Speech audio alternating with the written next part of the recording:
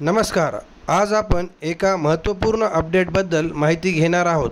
महाराष्ट्र प्राथमिक शिक्षण परिषद मुंबई यांनी UDAS प्लसबद्दल एक महत्त्वपूर्ण मार्गदर्शक सूचनांचे पत्र काढलेले आहे।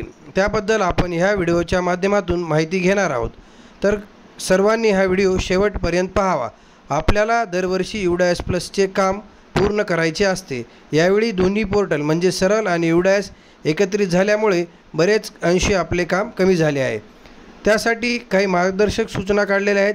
जसं की आपण शाळेची जी माहिती आहे ती प्रोफाइल आणि फॅसिलिटी यामध्ये भरत असतो। जर आपल्या मुख्याध्यापकांची बदली किंवा काही चेंजेस झाले असतील मुख्याध्यापकाच्या पदामध्ये, तर त्या ठिकाणी आपण त्यांचे नाव, ईमेल ID, मोबाईल नंबर या सर्व गोष्टी अद्ययावत करून घ्यायच्या आहेत। शाळेचा जर पत्ता बदललेला असेल तर तो पत्ता अद्ययावत करून घ्यायचा आहे।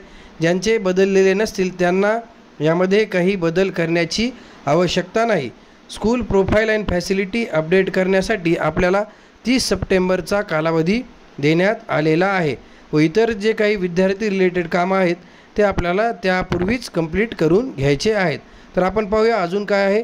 विद्यार्थी रिलेटेड काही महत्त्वाच्या सूचना त्यांनी दिलेल्या आहेत। यामध्ये आपण पाहू शकतो जे आपण यापूर्वी सांगितले होते, सरल पोर्टल व UDAS पोर्टल यांचे एकत्रीकरण चालू आहे। त्यामुळे आपण जे काम UDAS प्लसमध्ये करू तेच आपल्याला सरल पोर्टलमध्ये दिसणार आहे।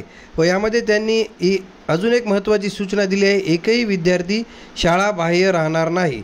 त्यानंतर विद्यार्थी प्रमोशनचे काम करण्यासाठी आपल्याला सांगितले होते, पण बऱ्याच शाळांचे अजून काम पूर्ण झालेले नाही, तर त्यांनी आपले प्रमोशनचे काम लवकरात लवकर कंप्लीट करून घ्यावे, म्हणजे इतर ॲक्टिव्हिटी करण्यासाठी सर्वांना त्याचा फायदा होईल। म्हणजे काहींना इम्पोर्ट करायचे असतील तर ते करू शकतात।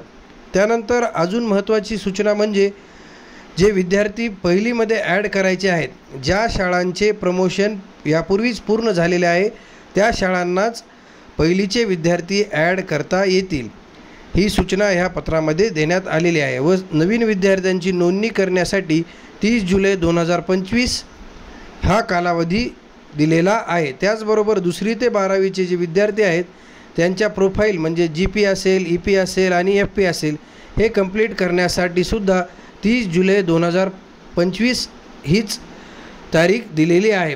तरी आपण वेळेत काम पूर्ण करण्यासाठी प्रयत्न करावेत। त्यानंतर जे विद्यार्थी ड्रॉपबॉक्समध्ये आहेत, आपल्याला दरवर्षी माहीत आहे की ड्रॉपबॉक्स 0 करण्यासाठी सांगण्यात येते, ते करून घ्यावा।